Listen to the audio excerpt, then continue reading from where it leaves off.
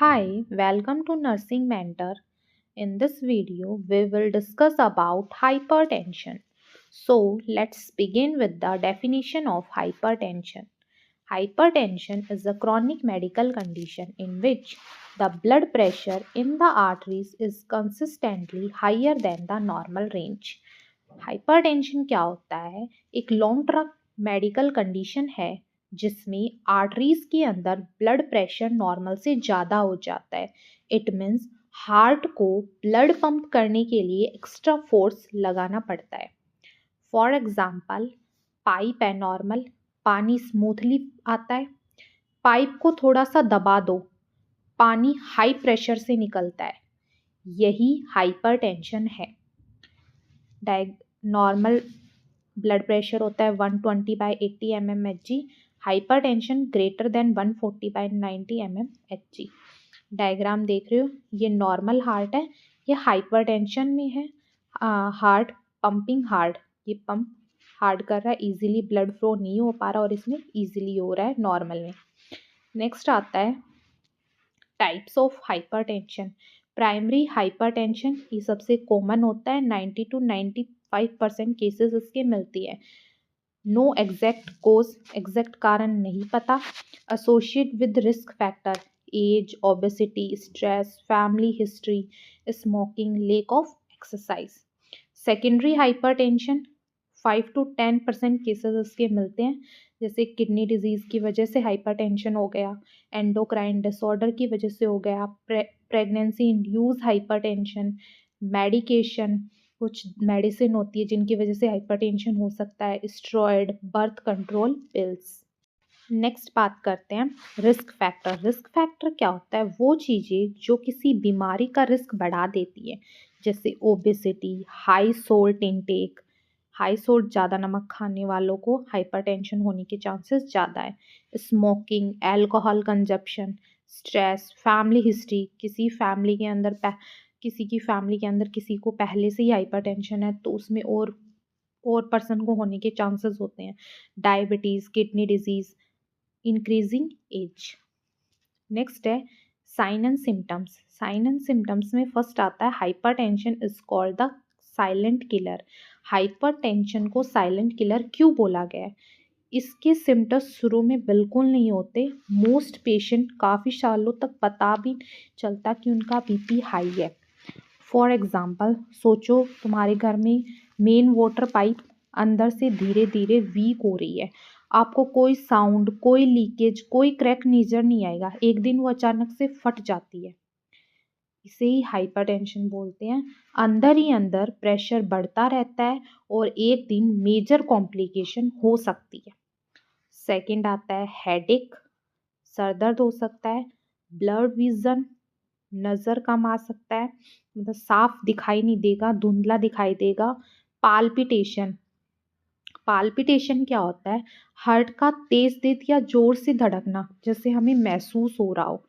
Fatigue, थकान, nose bleed, कभी कभी नाक में से खून भी आ सकता है. नेक्स्ट अपन बात करते हैं पैथोफिजियोलॉजी. पैथोफिजियोलॉजी क्या होता है? कोई डिजीज़ बॉडी के अंदर कैसे डेवलप हो रही है या कैसे स्टार्ट होती है और बॉडी के ऑर्गन में क्या क्या चेंजेस करती है, उसे पैथोफिजियोलॉजी बोलते हैं.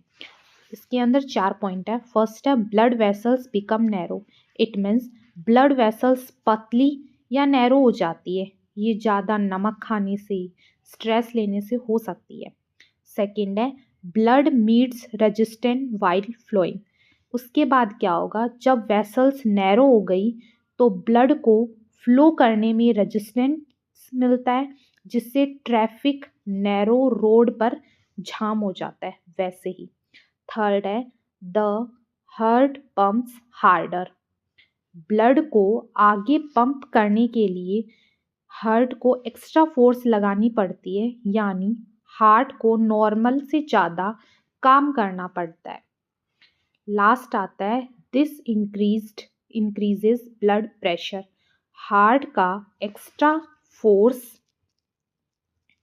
फोर्स प्लस नैरो वेसल्स ये क्या करती है?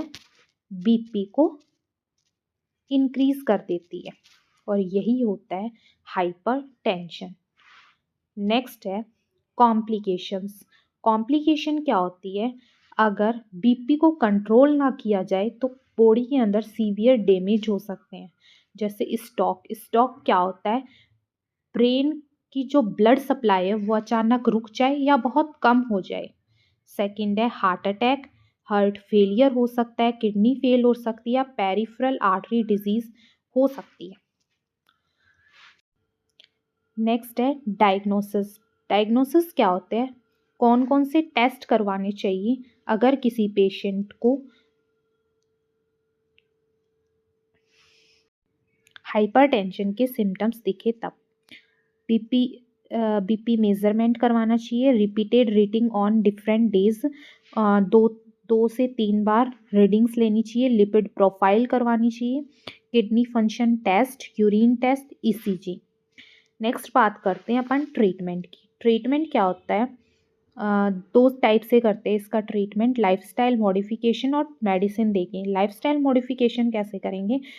Reduce salt intake, avoid junk food, regular exercise, weight reduction, quit smoking, limit alcohol और दैस डाइट। दैस डाइट क्या होती है? Dietary approaches to stop hypertension. इसके अंदर पेशेंट को नमक कम देना चाहिए, फ्रूट्स, वेजिटेबल, नट्स, सीड्स ज़्यादा देनी चाहिए। लास्ट आता है अपना मेडिकेशन। मेडिकेशंस के अंदर फर्स्ट देते हैं डायूरेटिक्स। डायूरेटिक्स के अंदर हाइड्रोक्लोरोथायजाइड देंगे, जो क्या करता है, ये मेडिसिन बॉडी से एक्स्ट्रा वाटर एंड सॉल्ट को यूरिन के थ्रू निकाल देती है। सेकंड आता है ACE इनहिबिटर। ACE इनहिबिटर क्या होता है? Angiotensin converting enzyme inhibitor. इसके अंदर 2 ड्रग देते हैं, एनालाप्रिल और एमिप्रिल। ये क्या करती है? ब्लड वेसल्स को रिलैक्स करती है। नेक्स्ट है ARB एंजियोटेंसिन रिसेप्टर ब्लॉकर। इसके अंदर लोसाटन देते हैं जो वेसल्स को टाइट होने से रोकती है। नेक्स्ट है बीटा ब्लॉकर। इसके अंदर एटेनॉल देते हैं, ये हार्ट रेट को स्लो करता है और हार्ट का वर्कलोड कम कर देता है। लास्ट आता है कैल्शियम चैनल ब्लॉकर्स। इसमें एम्लोडिप्रिन मसल्स ऑफ ब्लड वेसल्स को रिलैक्स करता है। अगर आपको ये वीडियो हेल्पफुल लगी हो तो लाइक, शेयर एंड सब्सक्राइब करना न भूलें। Thank you.